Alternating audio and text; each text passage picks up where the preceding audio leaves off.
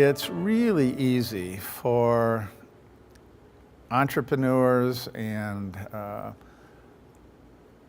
business people who are sole proprietors or partners in a business or whatever. It's really easy for them to think, I'm the owner of this business. This is my business. And in a lot of ways, that's absolutely true. You know, they probably started the business. They almost certainly took lots of risk, have put in an extraordinary amount of time and energy and effort. So it's pretty understandable for that reason and from a legal point of view. They are the legal owner of the business. And yet, Scripture says, no, you're not. Scripture says that's really God's business. Kind of what Alan and Eric were grappling with in terms of their own decisions about all that.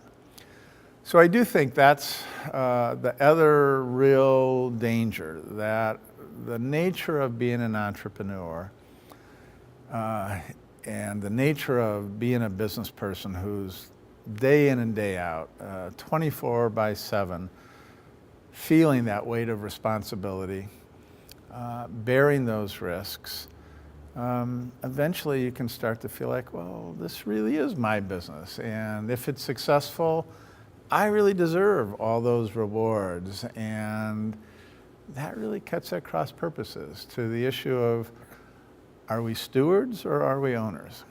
And it's very clear, you know, when Jesus told his parable of the minas and the parable of the talents, a slightly different version, he's intent to tell us, his followers, I'm going to put resources into your hands, but you're going to use them as my servant, as my steward.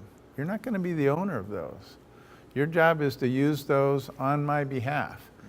And so with business people, that applies to their business as well. God's saying, that's a resource I'm putting you in charge of, to manage, to steward, but not to own.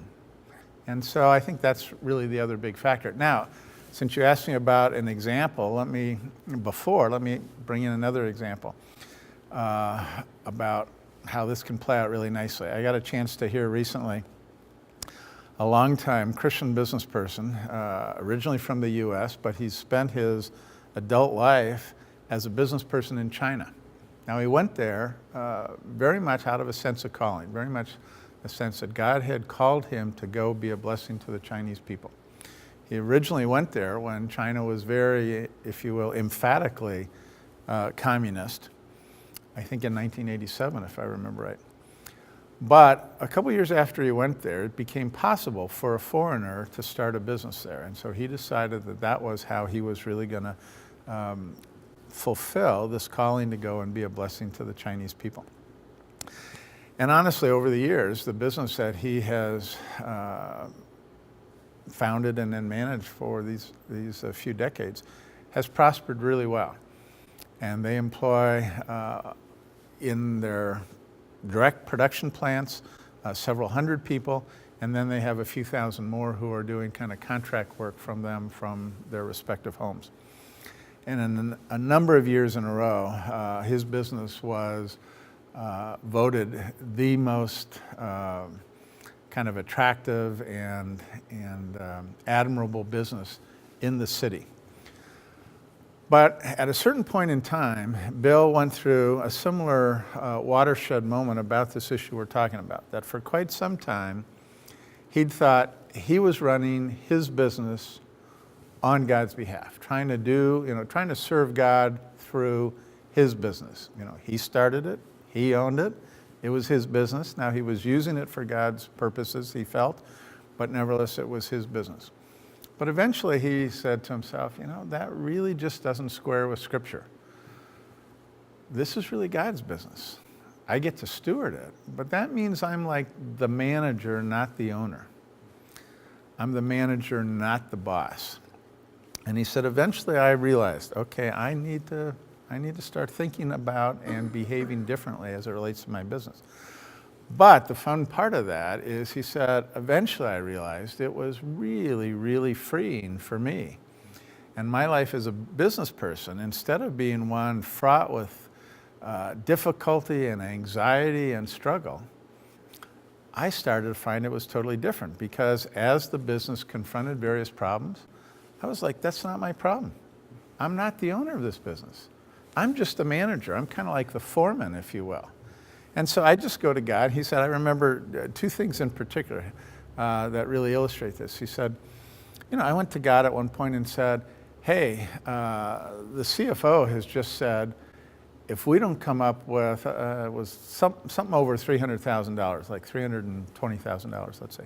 If we don't come up with $320,000 in cash in the next 7 days, we're out of business. Well, in the old days, that would have really, perturbed me. He said, I just went to God and said, God, you have a problem. You need to come up with $300,000 in the next week or your company fails. And he said it was just wonderful to watch all that money come in. But an even more, I thought, inspiring example, at a certain point, the primary nature of their business is glass production, specialty glass production, in many cases stained glass. He said at one point we needed to develop a kind of production furnace that really had never been developed if we were going to really do this product that we had in mind. It needed to be like a either 50 feet or maybe even 50-yard long furnace of a very special kind, very complicated. And he said, we didn't know how to build it. So I just went to God and I said, God, here's your business. Your business needs this very specialized production furnace. We don't know how to do it.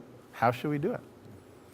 So he said, in fairly short order, God gave him some very specific visual revelations about how to build this. They built it that way. It worked great. And sometime later, a business person from the States came and said, hey, I've heard so much about your business. I'd love to come and tour your factory. Would that be okay? Took him through the factory. At the point that they were looking at this production furnace, the business person said, where'd you do your advanced engineering work?